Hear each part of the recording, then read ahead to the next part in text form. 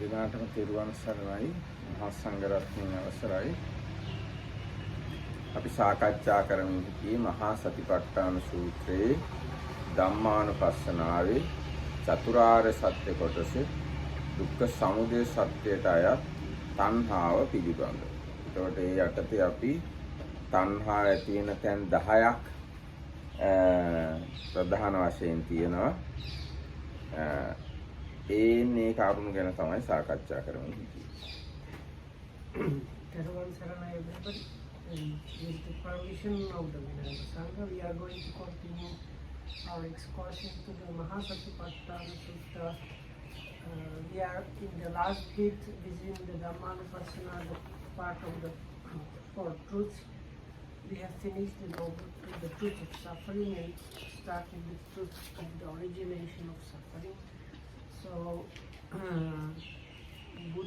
the Buddha first will give the definition, which in short is pointed out the origin of our suffering is pointed to tanha, craving, and then he gives more detailed explanations where the craving can arise and get established in the world. Altogether, there are 10 of those situations described. So we have done through the first half and a little bit more. දැන් සාමාන්‍ය ලෝකයා හිතන්නේ ලෝකයේ මිහිරි ස්වභාවයක් ප්‍රිය ස්වභාවයක් තියෙනවා නම් එතන තමයි සැප උපදින්නේ කියලා. නමුත් බුදුරජාණන් වහන්සේ දේශනා කරන්නේ ලෝකයේ මිහිරි ස්වභාවයක් සැප ස්වභාවයක් තියෙනවා නම් එතන තමයි දුකට හේතුව උපදින්නේ කියලා. ඒක හොඳට හිතට ගන්න ඕන දෙයක්. දැන් අපේ හිත හැදිලා තියෙන්නේ ලෝකයාගේ හිත හැදිලා තියෙන්නේ අර කලින් කිව්ව විදිහට. යම් මధుර ප්‍රිය ස්වභාවයක් තියෙනවා නම් එතන තමයි සියලු සැප උපදින්නේ කියලා. ඉතින් මේ මధుර ප්‍රිය ස්වභාවය අයිති කරගන්න, ළඟා කරගන්න, රැක ගන්න තමයි ඔක්කොම සටන ලෝකේ. හැබැයි බුදුරජාණන් වහන්සේ කියන්නේ එතන තමයි ඔක්කොම දුකට හේතුව හටගන්නේ කියලා. So Maharaj said, it's actually the Buddha actually mentions this. He says, whatever there is, what is dear, beloved, or precious, that's the word priya, and the other word is translated as let's say, pleasurable, agreeable, enjoyable, or satisfying. So, Dhammakitam glossed that as like sweet and enjoyable occasions or places in the world are by normal people, by normal world, considered as good thing, and one tries to get them, protect them, and so on. But the Buddha points out that those very same places are actually the place where the cause of suffering arises and gets established. එතකොට දැන් බුදුරජාණන් වහන්සේ ඒ තණ්හා උපදින තැන් 10ක් ඇහැ පදනම් කරගෙන විස්තර කරනවා. තණ්හා ඇති වෙන තැන් 10ක් කන පදනම් කරනවා. නාසය, දිව, ශරීරය, මනස කියන ඒ ආයතන 6 උපයෝගී කරගෙන එක ආයතනයකට තණ්හා හට ගන්න තැන් 10 වශයෙන් තණ්හා හට ගන්න තැන් 60ක් මේ ධම්මානුපස්සනාවේ මේ කියන්නේ මෙතන දුක්ඛ සමුදය සත්‍ය අර්ථය පෙන්වලා තියෙනවා. So then the Buddha, the explanation really talks about these occasions or places where the sweetness or preciousness together with the enjoyment arises, and the system is for the 6 senses. There are like 10 specific occasions in connection with all the 6 senses. So altogether like 60 places where this happens. So it's like for the eye, ear, nose, tongue, body and mind, and then different things. So the first one is the sense door itself. Second one is the objects of the senses and so on. ඒ ටික මතක තියාගන්න බලන්න. සාමාන්‍ය මිනිහෙක්ගෙන් සාමාන්‍ය ධර්මයේ දන්න කෙනෙක්ගෙන් අහුවොත් තණ්හාව කොහෙද හටගන්නේ කියලා කියයි හිතේ කියලා. එච්චරයි. එකයි. හිතේ තමයි තණ්හාව හටගන්නේ කියලා කියයි. නමුත් දැන් ධර්මයේ දන්න කෙනා දන්නවා ඇහැ පදනම් කරගෙන හිතේ තණ්හාවල් 10ක් හටගන්නවා. කන පදනම් කරගෙන හිතේ තණ්හාවල් 10ක්. ඒ වගේම නාසය, දිව, ශරීරය, මනස කියන ඒවා පදනම් කරගෙන තණ්හාවල් 10 ගානේ 60ක් හට ගන්නවා කියලා ධර්මයේ ටිකක් වැඩියෙන් දන්න අය දන්නවා. Can I add some once more? Hmm. So if you ask somebody where the craving arises, they might say in the mind, and that's probably that's the end of the answer. So somebody that is kind of deeper knowledge of Dhamma actually will give you these 60 points, like, or what I meant to at least give you the definition wherever there is the Priya and a Sataka, the nature in the world, at least that definition is good. But normally they just say it's in the mind. Mm. So if they at least say it's in the like sweet and enjoyable places, then it's a little bit okay. එහෙම කියන්න දන්නවනම් ඒකත් සෑහෙන ධර්ම දැනුණා. තණ්හාව හටගන්නේ කොහෙද? ප්‍රිය ස්වභාවයෙන් යුක්ත මధుර ස්වභාවයෙන් යුක්ත යමක් වේද? අන්න එතන තමයි තණ්හාව හටගන්නේ කියලා කියන්න පුළුවන් නම් ඒකත් හොඳ ධර්ම දැනුමක්. ඊට පස්සේ ඇහුවොත් මොනවද ප්‍රිය ස්වභාවයෙන් යුක්ත මధుර ස්වභාවයෙන් යුක්ත කියලා අර ඇහැ සම්බන්ධ 10 කියන්නත් පුළුවන් වෙන්න ඕන. So then if you have better knowledge, then you can say where are the 10 places, or where are the places where the sweetness and enjoyability is there. Then you can go to these 10 or 6 by 10 places or occasions. දැන් නිකමට මම මතක් කරන්න ඇහැ පදනම් කරගෙන තණ්හාවට ගන්නවා ඇහි රූපවල චක්කු විඥානේ චක්කු සම්පස්සේ චක්කු සම්පස්සජ වේදනාවේ රූප සංඥාවේ රූප විතක්කේ රූප විචාරේ රූප තණ්හාවේ රූප සංචේතනයි ඔන්න ඔය 10 ඇහැ පදනම් කරගෙන තණ්හාව හට ගන්නවා. So ඒ විදිහට අනිත් ටිකට I will explain it only with the ear, because I will Dhammakitam use the eye, but because it's always the problem with the eye and the eye, so I will use the ear. So with the ear, the 10 occasions or situations are the ear itself, then the object, that means the sound, then the ear consciousness, ear contact, ear, then the feeling or experiencing born out of the ear contact, then the perception of the hearing or sound, then vitakka or thought connected with the hearing, vichara, that is sustained thought about the craving itself in connection with the hearing, or the hearing, and the last one is mental volition in connection with the hearing. So those are the 10 stations or occasions in connection with the ear, and same situation, same kind of style you use for the other sense spaces. හැබැයි දැන් ඒවා අපිට පොතේ තියෙන හින්දා ඔහොම කියෙව්වට මොකද ඇත්තට අපේ පෞද්ගලික අත්දැකීමක් විදිහට ඔය දස පොලේ තණ්හාව හට ගන්නවා කියන එක දැක ගන්න නම් සෑහෙන භාවනා කරන්න වේවි. But knowing it is in the books, okay, but why is this mentioned? Because ideally you get all these 10 by 6 within your own practice as a first then experience in your meditation, but as it suggests, and it was mentioned yesterday, you need quite deep concentration and mindfulness and probably a lot of practicing to get at least some of it. එතකොට ඔය විදිහට බුදුරජාණන්සේ ආයතන 10ම ගැන කියලා දැන් බුදුරජාණන් වහන්සේ කියලා තියෙන විදිහ බැලුවොත් ඔන්න We did it up to Sunday. ඒ කියන්නේ රූප සංඥා කියන එක ගැන කතා කළේ. ඊට පස්සේ රූප සංඥා වලින් පස්සේ තමයි රූප සංචේතන. රූප සංචේතනා, සද්ද සංචේතනා, ගන්ධ සංචේතනා, රස සංචේතනා, පොට්ටබ්බ සංචේතනා, ධම්ම සංචේතනා කියන මේවා ලෝකේ ප්‍රිය ස්වභාවයෙන් යුක්තයි, මధుර ස්වභාවයෙන් යුක්තයි. තණ්හාව හටගන්නේ මෙහිම හටගනී. තණ්හාව පවතින්නේ මෙහිම පවතී. So after the perception, the next one is mentioned volition. So it is in this translation, volition in regards to sights, sounds, smells, tastes, tangibles and mind objects in the world is agreeable and pleasurable, or like dear and enjoyable, and this craving arises and establishes itself.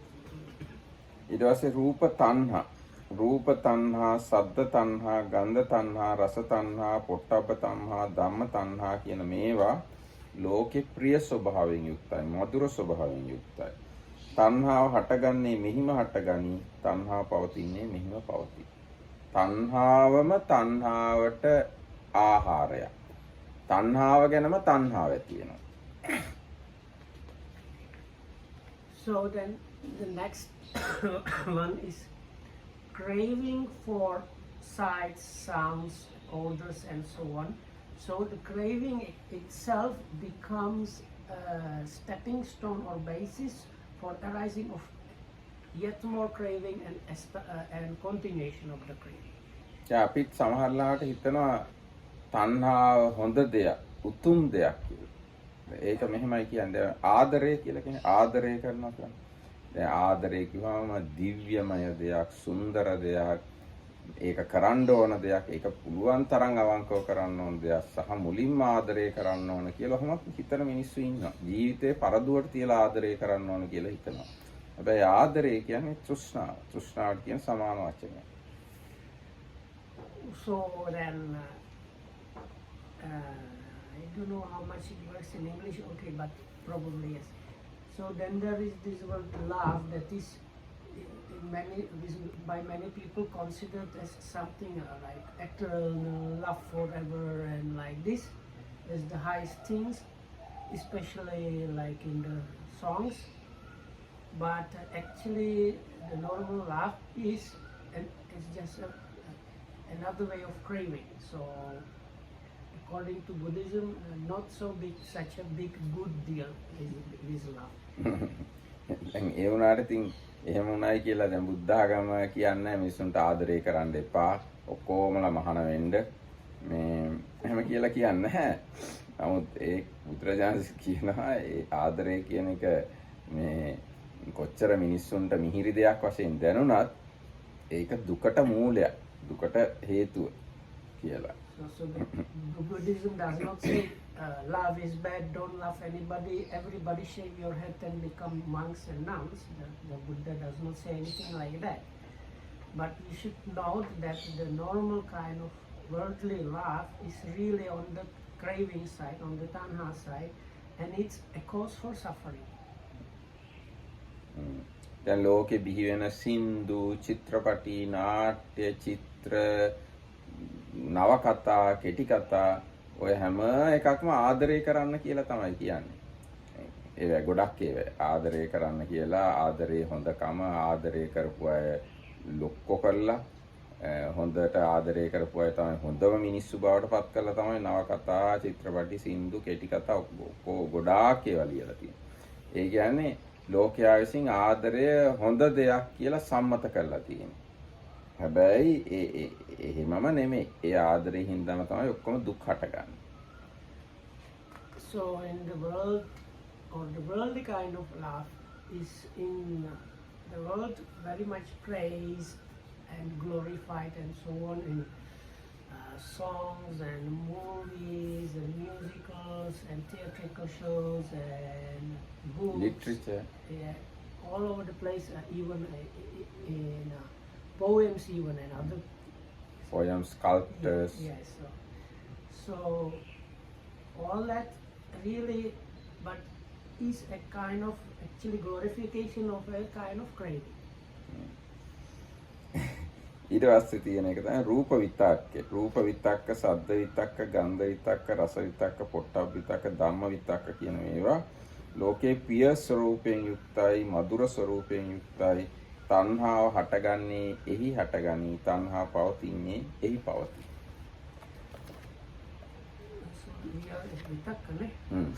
So the next one, vitakka, or thinking of sights, sounds, smells, tastes, tangibles, mind objects in the world is the beloved and enjoyable, and there this craving arises and maintains itself. දැන් ඒකත් එහෙම තමයි. දැන් අපි ගොඩාක් හිතෙන් විතර්ක කරනවා. හිතනවා ඉවරයක් නැහැ. ඒ හිතන ගතියම මේ කොහොමද කියන්නේ? ඒ හිතන ගතියම ප්‍රිය මధుර ස්වභාවය. අපිට හිතන්න බැරි නම් විතර්ක කරන්න බැරි නම් ඒකට අපි කැමති නැහැ. අපිට ඕනේ නිදහසේ ඇතිතරම් හිතන්න. හිත මගේ, මම හිතනවා මට ඕන විදියට වගේ ඕන තරම් හිතන්න පුළුවන් වෙන්න ඕන. ඒ හිතන්න පුළුවන් හැකියාව ලෝකේ තියෙන ප්‍රිය මధుර ස්වභාවය.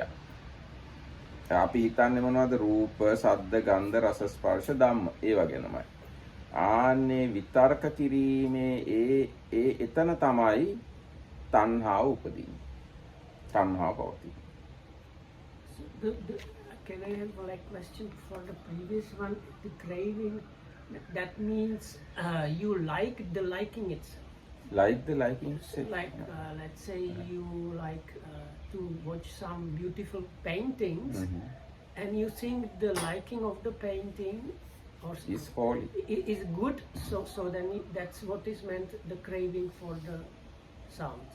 Or the craving for the craving here. Yeah, no. This craving of sights is a basis for another craving. That is what is meant. Yes, craving for the sight is base for another craving. Yeah, but the before one mentioned, just the sight itself is just liking the sight. Just liking the sight. Yes. Yeah, and yes. this one mentioned here means the like second step. You like to watch, and that itself becomes like more craving. Yes. So then, not only that you like it, then we like to think about those things. දැන් සමහර මිනිස්සු කියන්නේ ආදරයට ආදරය කරනවා කියලා. එහෙම අහලා සමහර කතන්දර තියෙනවා. මිනිස්සෙක්ට ගැහණියෙක්ට ආදරය කරනවා විතරක් නෙවෙයි, ආදරයටත් ආදරය කරනවා සමහර. අන්න ඒ වගේ තමයි මේ රූප තණ්හා ලෝකේ සද්ද තණ්හා. ඒ තණ්හාවටම තණ්හා කරනවා. තණ්හාව ප්‍රිය ස්වභාවයක්. ඒකින්ද තණ්හාවටම ආයිත් තණ්හා කරනවා. Yeah, I think that what you say about love is good. I am not sure 100%, but if you love somebody, you like the idea that you love them, and like it just goes on like this. So the thinking is the next station or next situation. So we like to think or introduce ideas about these things, and that itself is a basis for craving and continuation of craving. ඊගායක රූප විචාරෝ, සද්ද විචාරෝ, ගන්ධ විචාරෝ, රස විචාරෝ, පොට්ටබ්බ විචාරෝ, ධම්ම විචාරෝ ලෝකේ පිය රූපං සාත රූපං එත්තේ සාතන්හා උපජ්ජමානා උපජ්ජති එත්ත නිවිසමානා නිවිසති. විචාරය, රූප ශබ්ද ගන්ධ රස ආදිය විචාරය කිරීම ප්‍රිය මధుර ස්වභාවයක්. මේ තණ්හාව හටගන්නේ එහිම හටගන්නා, තණ්හාව පවතින්නේ එහි පවතිනවා. So the last one is here called pondering or sustained thought, vichara in the Pali word vichara. So pondering on sight, sounds, smells, and so on in the world is the lovable and enjoyable, and there this craving arises and establishes itself. And that monks is called the noble truth of the origin of suffering. එතකොට මේ තමයි දුක්ඛ සමුදය සත්‍ය. බලන්න තණ්හාව කියලා දැන් අපි එකක් නේ හිතා හිටියේ. නමුත් මෙතන බුදුරජාණන් තණ්හා 60ක් වෙනවා. So in the very gross definition it's just craving. But here we can see the Buddha gives it up to 60 different ways of craving, or where the craving can arise and establish itself. දැන් මේ විචාර කියන වචනේ තේරුම සමහරලාට දන්නේ නැතුව ඉතින් ඒ ගැන අටුවාවෙන් පැහැදිලි කරලා තියෙන්නේ. විචාර කියන්නේ අරමුණ පිරිමදිනවා කියන අර්ථයෙන්. ඒකට උපමාවක් දක්වලා තියෙනවා. දැන් උකුස්සෙක් ගහක ඉඳන් අහසට නගිනකොට තටු ටිකක් ගහලා තමයි අහසට නගින්නේ. හැබැයි අහසට ගියාට පස්සේ ඌ තටු ගහන්න නැතුව පාවි ඉන්නවා. දැන් අර අහසට තටු ගහලා නගින එක වගේ තමයි විතර්කය කියන්නේ. ඒ කියන්නේ අරමුණට සිත නංවන ගතිය. විචාරය කියන්නේ අර තටු ගහන්නේ නැතුව පාවි ඉන්න ගතිය වගේ. ඒක තමයි විචාරය කියන්නේ. හැබැයි අර දැන් උකුස්සා අහසට යන එක දිහා බැලුවාම කෙනෙක්ට හිතෙනවා ඉස්සෙල්ලම විතර්කය වෙලා පස්සේ ਵਿਚාරය වෙන්නේ කියලා. හැබැයි මේ චෛතසික දෙක එකටමයි හටගන්නේ. ඒක ටිකක් නිකන් තේරුම් ගන්න ඕනේ, ටිකක් කල්පනා කරලා විතර්කය වෙලා පස්සේ ਵਿਚාරය වෙනව නෙවෙයි. විශේෂයෙන්ම අභිධර්මයට අනුව විතක්ක ਵਿਚාර චෛතසික දෙක එකටම ක්‍රියාත්මක වෙනවා. So, because some people might have a little bit of unclarity about this applied and sustained thought, so this is the explanation given in the commentary and is a simile. So, let's say there is a hawk, and so it goes to fly somewhere. So the point where it jumps off the branch, let's say, and starts targeting some place, it's the vitakka. But once it's like left the tree, it just kind of hovers using the wings, and that is vichara.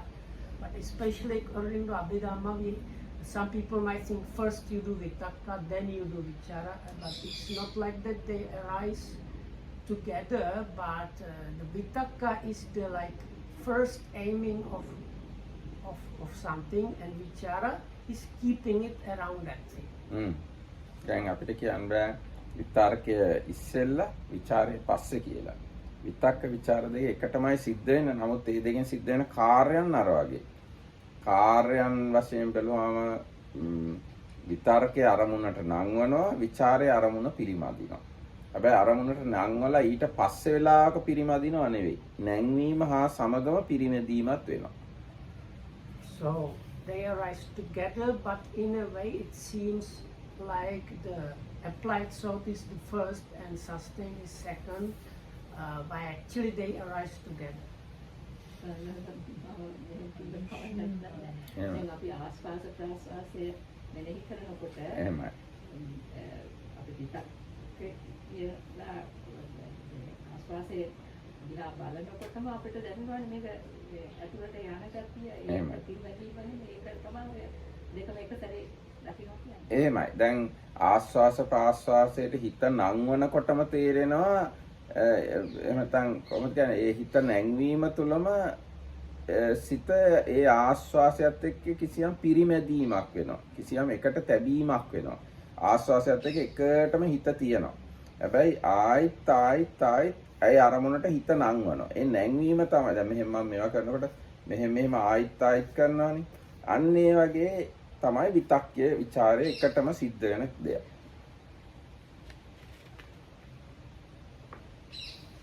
So that was basically the same explanation in connection with the breath. ආස්වාස ප්‍රාස්වාස ඇසුරෙන් මේ විතක්ක ਵਿਚාර දෙක හොඳට තේරුම් ගන්න පුළුවන්. අරමුණට හිත නැංවීමයි අරමුණේ හිත පිරිමැදීමයි කියන්නේ එකටම සිද්ධ වෙන ක්‍රියාවලිය. Inclining the minds towards or targeting the object and kind of staying with the object is actually happening together. එතකොට or they call it circling around the object sometimes. දැන් මෙතන මේ තණ්හාවල් මේ 60ක් කිව්වනේ. ඒ තණ්හාවල් 60 වුණනම් තව ටිකක් අපිට ಗುಣ කරන්න පුළුවන්. ඒ කියන්නේ දැන් කාම තණ්හා, භව තණ්හා, විභව තණ්හා කියලා කිව්වනේ. ඉතින් කාම තණ්හා, භව තණ්හා, විභව තණ්හා තුනෙනුත් ඔය 60 වැඩි කරන්න පුළුවන්. න්‍යායාත්මකව. එතකොට ඇහැ පදනම් කරගෙන තණ්හා 10ක් හට ගන්නවා කිව්වනේ. ඒ 10 තුනෙන් වැඩි කරාම 30යි. ඒ වගේම ඒ 30 මේ 6න් වැඩි කළාම නෑ මේ 60 ඒවා මට වැරදුනා. 60 ඒවා තුනක් කාම තණ්හා, භව තණ්හා, විභව තණ්හා. 60 ඒවා තුනක් 180යි. 180 ඒවා 6ක් වෙනවා ආයතන 6කට. 180 ඒවා 6ක් 100 ඒවා 6ක් 600යි. 80 ඒවා 6ක් 48යි. 600යි 480යි 1080ක්. තණ්හාවල් 1080ක් මේ ආයතන 6 ක්‍රියාත්මක විය හැකි. න්‍යායාත්මකව. He said it becomes I didn't get the last bit. Now, based on I, 10 cravings are there. Okay, I get the 60 and multiply by 3 because there are 3 kinds of cravings. So you can kind of multiplied, so you have 180. 184 I. 184 No. year. No. 30 what is I? ඔන්න දැන් ඇහැ පොඩක් අපි බලමු. දැන් ඇහැ හරි. ඇහැ පදනම් වෙලා තණ්හාවල් 10යි. ඒ 10 හරි. ඒ 10 කාම තණ්හා, භව තණ්හා, විභව වශයෙන් 30යි. හරි. 30 ඒවා 6ක්. 30 ඒවා 6ක් 180ක්. හරි. තණ්හාවල් 180ක් වශයෙන් උත් කියන්න පුළුවන්. 1000 ගන්න හරි වැරදුනා. But you might try to multiply it by 11. Like past, present, future, and this. It is another way. තවත් විදිහකින් බලන්න පුළුවන්. දැන් ඔන්න දැන් ප්‍රධාන වශයෙන් තණ්හා 60ක් අපිට කිව්වා. අපි දැනගත්තා. ඊට පස්සේ ආයි තණ්හා 180ක්. ඊට පස්සේ ඔන්නම් අර 11 ආකාරයකින් වැඩි කරන්න පුළුවන්. ඒ කියන්නේ දැන් රූප කියලා කිව්වහම, ඇහැ කියලා කිව්වහම අතීත අනාගත පච්චුප්පන්න ඕලාරික සුකුම හීනප්පනිත දුර ළඟ අජ්ජත් බහිද්ද කියලා S11ක් තියෙනවා. ඒතර S11 තණ්හා 11ක් හටගත්තොත් එතකොට 11යි. රූප ගැන 11යි. චක්කු විඥාන ගැන 11යි. එහෙම ගත්තොත් ඇහැ පදනම් වෙලා 110ක් තණ්හාවල් හට ගන්න පුළුවන්. ඊට පස්සේ 110ක් තණ්හාවල් ගැනත් ඕනනම් ආයිත් අර කාම තණ්හා, භව තණ්හා, විභව තණ්හා වශයෙන් තුනෙන් බෙදන්න පුළුවන්. ඒතර 110 ඒවා තුනෙන් වැඩි කරොත් 330යි. Altogether 1980. ඔව් දැන් 330 ඒවා 6ක් තියෙනවානේ. 330 ඒවා 6ක් කීයද කිව්වේ 980. If it's 180 multiplied by 11, it should be right. 330 ඒවා 330 ඒවා 10. No, you have 180 multiplied by 11, which should be 1980. ඔව් අන්න ඒ විදිහට ඉතින් අන්න එහෙම තව ගොඩාක් තණ්හාවල් වැඩි වෙන විදිය මේ අපිට ගණන් හදලා හදා ගන්න පුළුවන්. So the 11 is the usual thing where you have past, present, future, then you have gross and subtle, like excellent and low quality, internal and external, and near and far. So altogether 11. So if you multiply by that way, you get up to like 1980.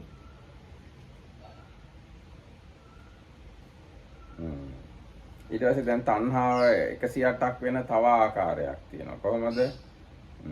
ඇහැ කන නාසය දිව ශරීරය කියන ආයතන හයේ තණ්හා 6ක් හට ගන්නවා. ඒ තණ්හා 6 අතීත අනාගත පච්චුප්පන්න වශයෙන් තුනෙන් වැඩි කරනවා. එතකොට නෑ ඒ තණ්හා 6 කාම තණ්හා, භව තණ්හා, විභව තණ්හා වශයෙන් තුනෙන් වැඩි කරනවා. එතකොට 6 වරක් 3 18යි.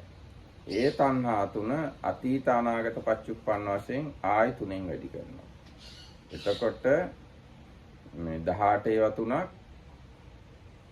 52යි. නෑ 54යි. ඒක ආයි ආධ්‍යාත්ම බාහිර වශයෙන් දෙකෙන් වැඩි කරනවා. එතකොට 108යි. 108 ආකාර තණ්හාව කියලා කියන්නේ අන්නේ. ඒකත් ප්‍රසිද්ධ කාරණා. තණ්හා 108 ආකාරයි කිව්වහම ඒ විදිහට තමයි ගණන් බලන්නේ. Parts of these so many, and that's actually mentioned in some places in the suttas is considering the past, present, and future, and internal and external. So this is the most usual one used. So you have the 6 sense bases, then you have the sensuality, existence and non-existence, and then you have the past, present, and future, and internal and external. ඒතකොට 108ක් වෙනවා. So that's the 108. එතකොට ඔන්න ඔය කියුවේ අපි සතිපට්ඨාන සූත්‍රයේ තියෙන දුක්ඛ සමුදය ආර්ය සත්‍ය.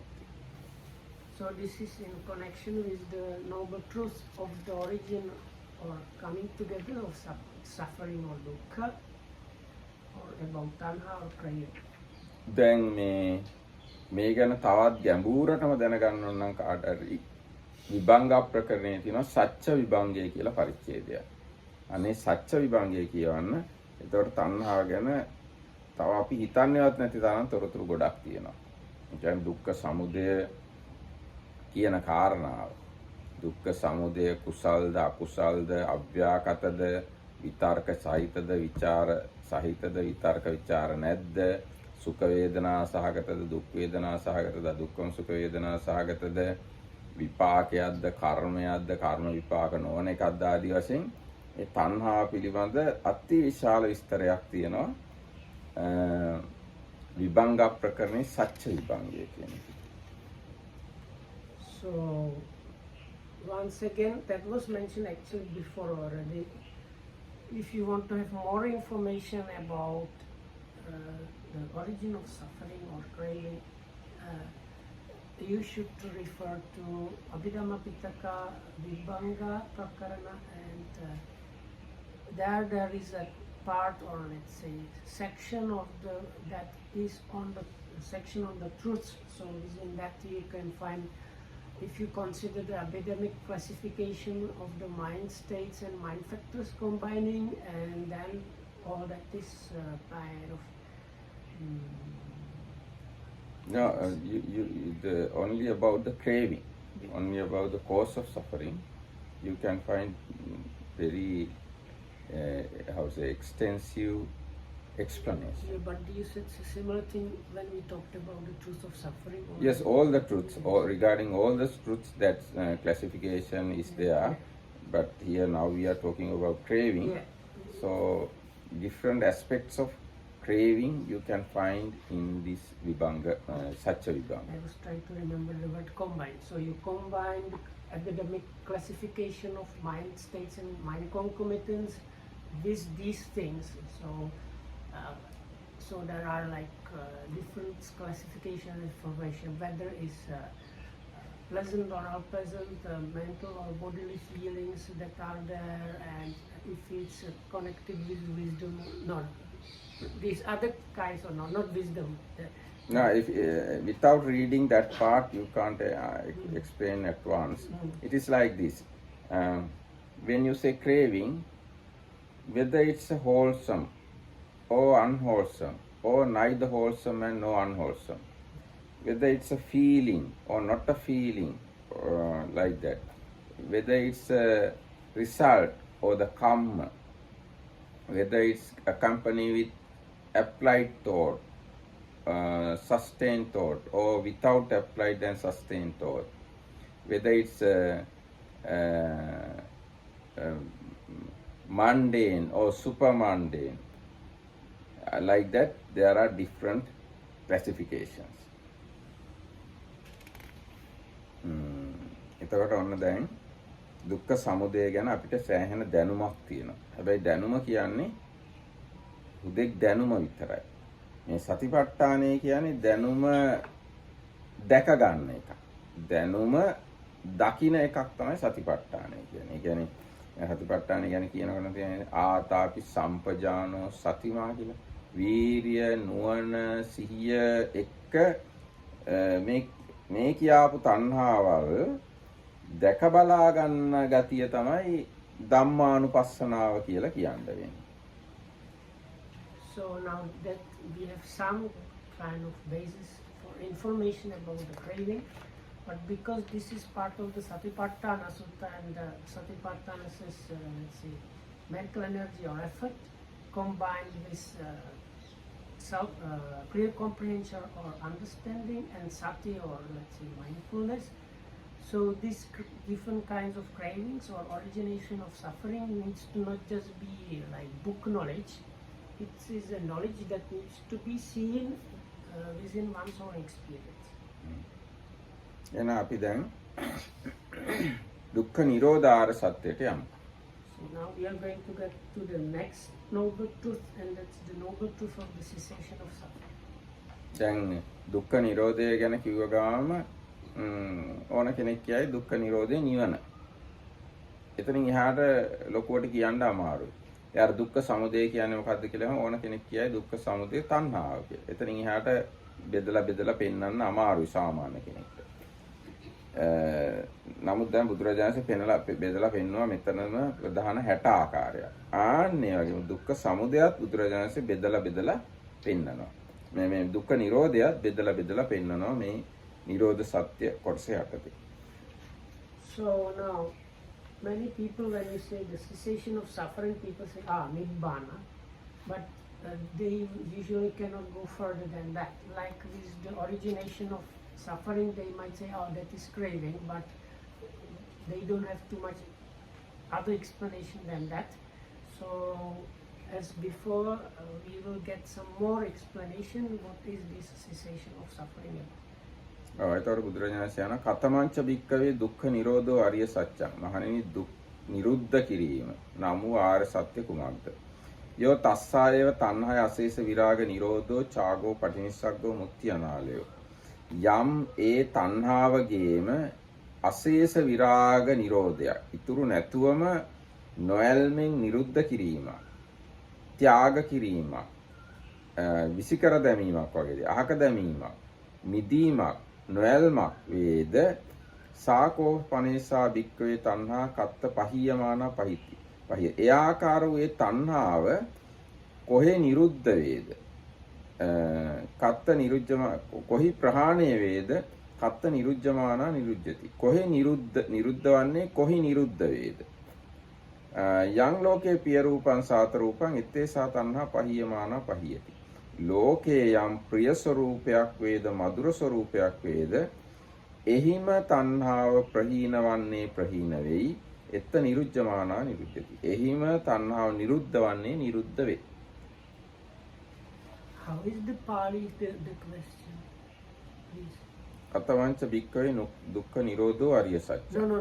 The end of කත්ත. කත්ත නිරුද්ධමානා නිරුද්ධති. Yeah, this part, this sentence. කත්ත නිරුද්ධමානා නිරුද්ධති. In Sinhala it is said කොහි නිරුද්ධ වන්නේ නිරුද්ධ වේ. There is another one. යං ලෝකේ පිය රූපං No. Before. Like සාකෝ පනේසා භික්ඛවේ තණ්හා කත්ත පහියමානා පහියති. Pahiyati. කත්ත නිරුද්ධමානා නිරුද්ධති. So, and what monks is the noble truth of the cessation of suffering? It is the complete or remainderless fading away or this disattachment and cessation of this very craving. It's giving up, abandonment, liberation from and detachment from it. And this it translates this way. And how does this craving come to be abandoned, and how does its cessation come about? But the Pali is a little bit more complicated, but for me to කත්ත means normally where? So it is like, where does it through the abandoning becomes abandoned, and when through the cessation it becomes ceased, something like that. මොකද දැන් ඔය කොටස ගැන තියෙනවා අටුවාව. So then the whole answer is the similar. So anyway, so Dhammarakita is some information. Dhammarakita has some information from the commentary about this. අශේෂ විරාග නිරෝධෝති ආදීනි සබ්බානි නිබ්බාන වේවචනානි ඒව. ඒ අශේෂ විරාග නිරෝධෝ චාගෝ පටිනිස්සග්ගෝ මුක්ති අනාලයෝ කියන මේවා ඔක්කොම නිවනට කියපු සමාන වචන. So this couple of words which is there very often in the suttas, they are basically synonyms for nibbana, that is remainderless remainderless, like detachment or dissipation or fading away, different on the translation. Cessation,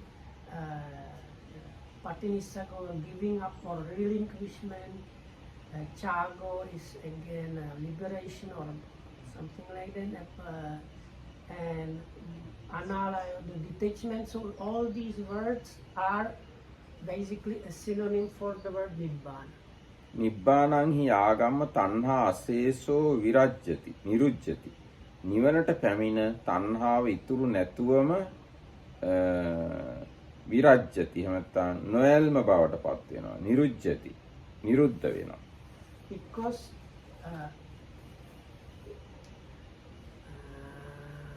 feminism is like when the nibbana happens. ආගම්ම. Yes. Yeah, or when the nibbana is going to happen. I don't know how to say it in a better way. නිබ්බාන What is the Pali? ආගම්ම. නිබ්බානං හි ආගම්ම. Yeah. Coming. Yes. නිබ්බානං හි ආගම්ම තණ්හා අශේෂෝ When විරජ්‍යති it's coming නිරුද්ධති. to nibbana, or when there is a coming of nibbana, there is the remainderless of all these things. So remainderlessly, the craving is like detached or ceased, Cease.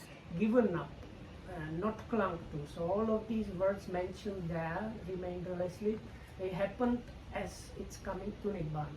The nibbana is coming to happen. තස්මාතං තස්සායව තණ්හාය අශේෂ විරාග නිරෝධෝති උච්චති. ඒ නිසා තමයි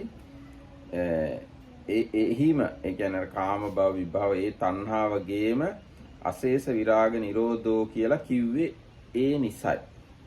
So because of that, the Buddha said this say, it is the remainderless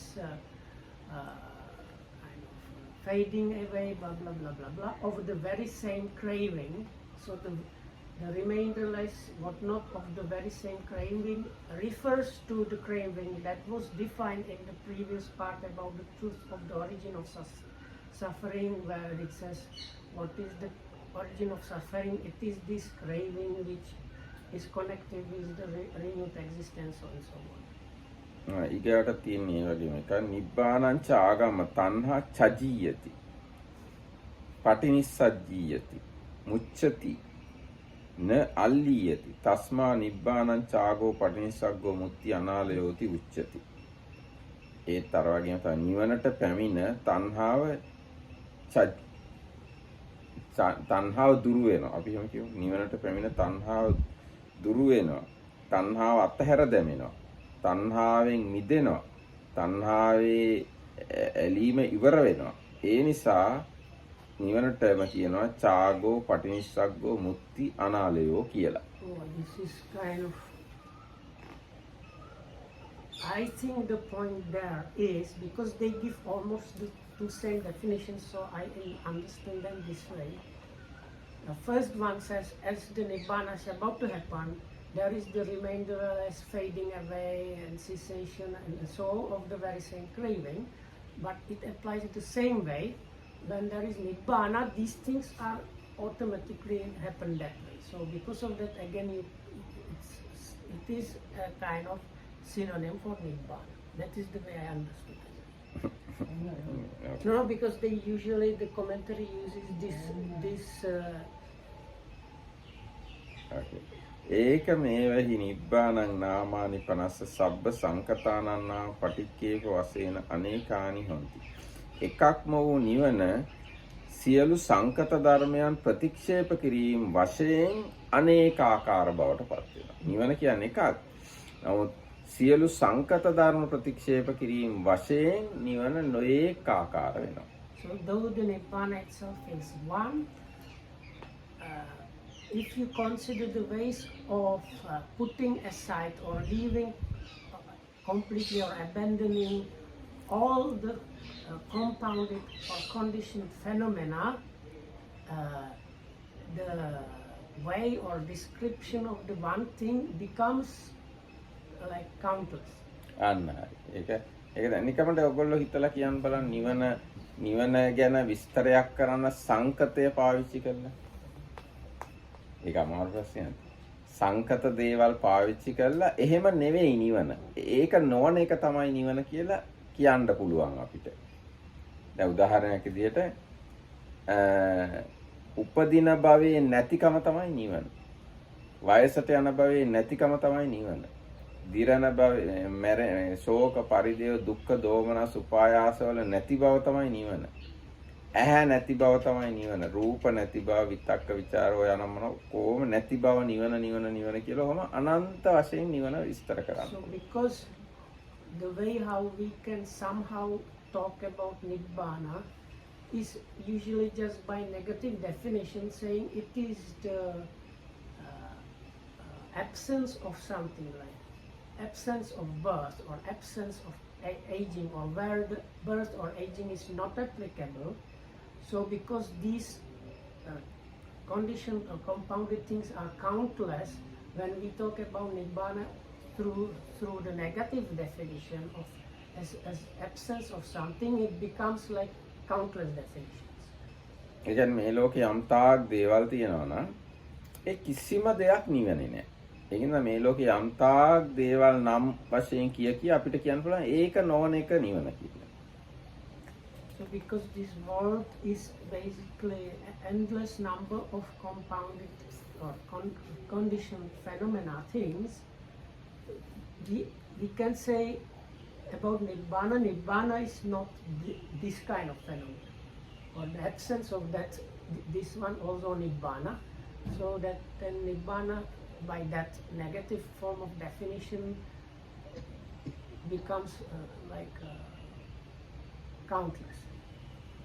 නිකන් අපිට නිකන් තේරෙන විදිහට කිව්වොත් කොහොමද නිවන ගැන කියන්න පුළුවන්. ඒ වගේ අපි දන්න දේවල් වලින් දැන් නිවනේ මේ පන්තිය කියලා එකක් නැහැ. එහෙමත් කියන්න පුළුවන්. නිවනේ හාමුදුරුවරු කියලා, සිල්මෑනියෝ කියලා, උපාසක උපාසිකාව කියලා එකක් නැහැ. නිවනේ භාවනා මධ්‍යස්ථාන කියලා එකක් නැහැ.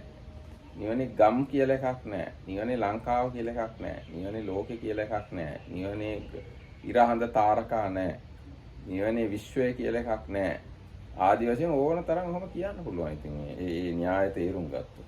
නිවනේ රාග දෝෂ මොහ නැහැ. නිවනේ කරුණා, මෛත්‍රිය, අනුකම්පාව, ප්‍රඥාව ඒවත් නැහැ. ඒ ඔක්කොම සංකත ධර්ම.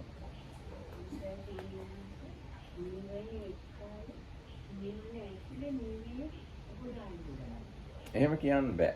නිවන කිව්වොත් නිවන ඒක ආයේ ඒ නිවනේ ලක්ෂණ අපිට කියන්න පුළුවන්.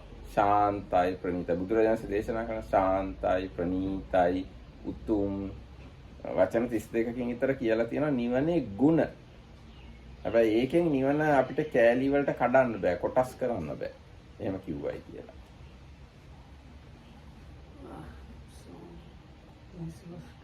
So I think it was like this. And then like I asked that even though Nibbana is one, does it have inside some like facets or qualities? And then the explanation was no, Nibbana is just one. But when the Buddha was giving some like positive qualifications about Nibbana, there were about 30, how many? 32 according to him. So according to Dhammarakita's memory, about 32 kind of positive, as the peace, stilling of the formations, excellent, and like this. So altogether 32 words were used like as a kind of positive synonyms for Nibbana, but you cannot say this is like a part of the Nibbana is like that, another part is like that. They were just descriptions that were given in connection with Nibbana. යම් බුදුරජාණන් දේශනා සන්තං පනීතං සිවංච khemං තණ්හක්කයෝ අච්චාරියංච අබ්බූතං අනීතිකං අනීතික ධම්මං අභ්‍යාපජ්ජෝ විරාගෝච සුද්ධි මුත්ති අනාලයෝ දීපෝ ලේනං තානං පරමං දීපෝ ලේනං තානංච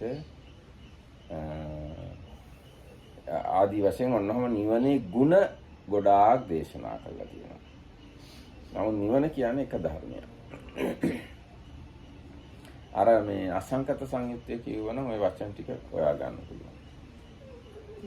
Asankata Samhita is which part of Samhita? Samyutta Nikaya, I think very last part, Maha. So in Samyutta Nikaya there is Asankata Vagga, that is unconditioned or something like that, probably the English translation. So, and it's probably in the 5th book. So in there you can find many of these synonyms, like some of them are negative, some of them are positive. Actually these names mostly positive.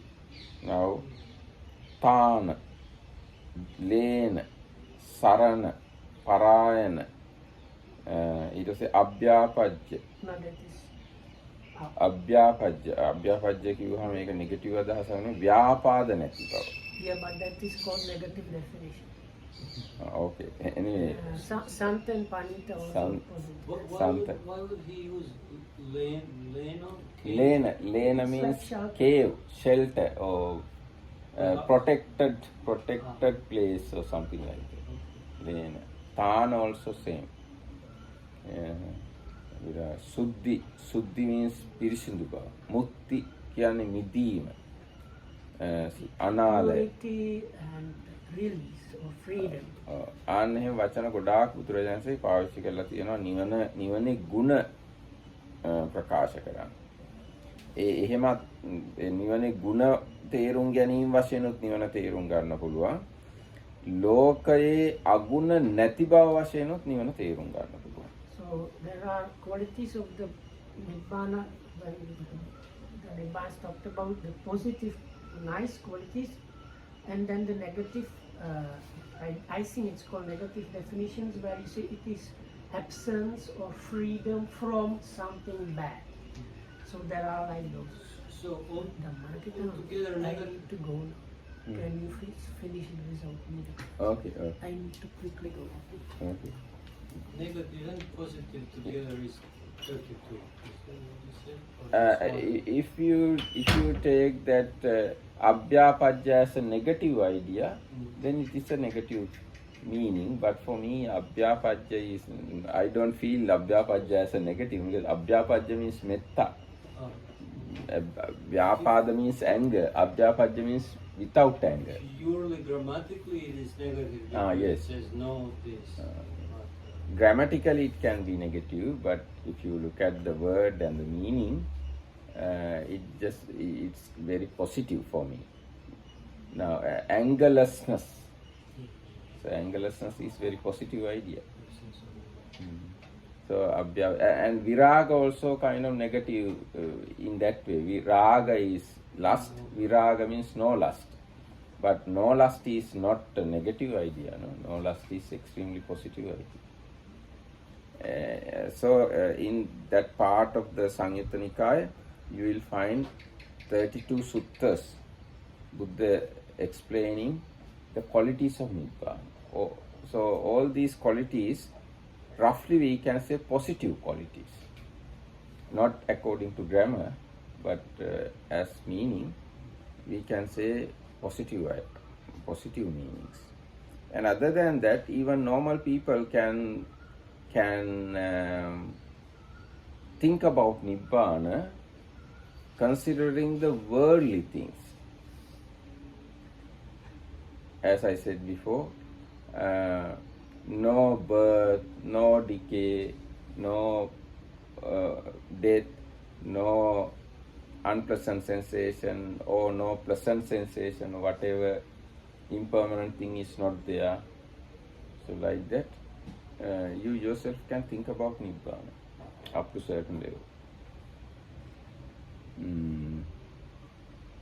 එතකොට තාම මොනවද අපිට මේ ගැන කතා කරන්න පුළුවන්. තව චූට්ටක් තියෙනවා මේකේ. විනීත හාමුදුරුවෝත් එක්ක තමයි ඒක සාකච්ඡා කරන්න. එතකොට දැන් ඔන්න මතක තියාගන්න මේ තණ්හාව නිරුද්ධ වීම කොහෙද සිද්ධ වෙන්නේ? තණ්හාව නැති වෙන්නේ කොහෙද? ලෝකේ යමක් ප්‍රිය ස්වභාවයෙන් යුක්තද, මధుර ස්වභාවයෙන් යුක්තද, එතනම තමයි තණ්හාව නැති වෙන්නේ. වෙන තැනක නෙවෙයි. ලෝකේ යමක් ප්‍රිය ස්වභාවයෙන් යුක්තද, මధుර ස්වභාවයෙන් යුක්තද, එතනම තමයි තණ්හාව හටගන්නේ. ඒ තණ්හාව හටගන්න තැනම තමයි තණ්හාව නිරුද්ධ වෙන්නේ. වෙන කොහේ හරි තැනක නෙවෙයි. දැන් ගින්දරක් යම් තැනක ඇවිලෙනවා නම් එතනම තමයි ගින්දර නිවෙන්නේ. වෙන කොහේ හරි ගින්දර නිවෙන්නේ නැහනේ. වෙන තැනක ඇවිලෙන ගින්දර. ආන්නේ වගේ තණ්හාව යම් තැනක හට ගන්නවා නම් එතනම තමයි තණ්හාව ඉතුරු නැතුව නැති වෙන්නේ. So I said, if a fire burn on a certain place, on that same place that fire cease. Same way, in this world, anything which is pleasant, that is the place craving can arise, and that is the place where craving can cease without remainder. So that part we will discuss tomorrow. එන අද දවසට අපි මෙතකින් සමාප්ත කරමු. හැම දිනකටම තෙරුවන් සරණයි.